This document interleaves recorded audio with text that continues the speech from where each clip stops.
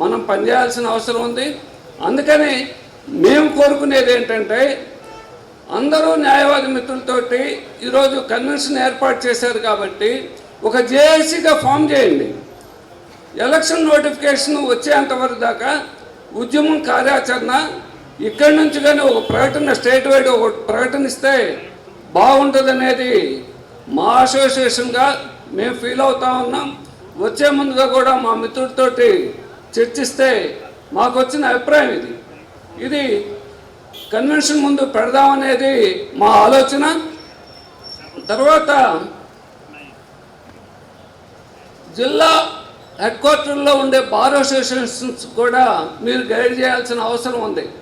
మీరు ఎంతసేపు కూడా డిస్ట్రిక్ట్ బార్ అసోసియేషన్స్ వాళ్ళే కూర్చొని మాట్లాడుకుంటున్నారే తప్ప ఏ ఇష్యూ వచ్చినా మఫ్సల్ కోర్టు వాళ్ళని మీరు పరిగణలోకి తీసుకోవట్లేదు. డిస్ట్రిక్ట్ బార్లో దయచేసి మఫ్సల్ కోర్టులో ఉన్న అసోసియేషన్స్ని కూడా పరిగణలోకి తీసుకొని వాళ్ళ అభిప్రాయాలు కూడా తీసుకొని మీరు నిర్ణయం చేయండి. ఇలా చేస్తే సమగ్రమైన ఉద్యమ కార్యాచరణ వస్తుంది. కాబట్టి దీన్ని అమలు జరుపుతారని చెప్పని ఆశిస్తూ ఈ అవకాశం కల్పించినందుకు గుంటూరు బార్ అసోసియేషన్ వారికి ప్రత్యేకమైన అభినందనలు, ధన్యవాదాలు తెలియజేసుకుంటూ ముగిస్తున్నాం. దీన్ని రేపు 4వ తారీఖు నుంచి మళ్ళా నోటిఫికేషన్ వచ్చేది అంతవరకు కూడా 4వ తారీఖు మాది అసోసియేషన్ జనరల్ బాడీ ఉంది. ఇక్కడ తీసుకునే నిర్ణయాల్ని మా అసోసియేషన్లో చర్చిస్తాం.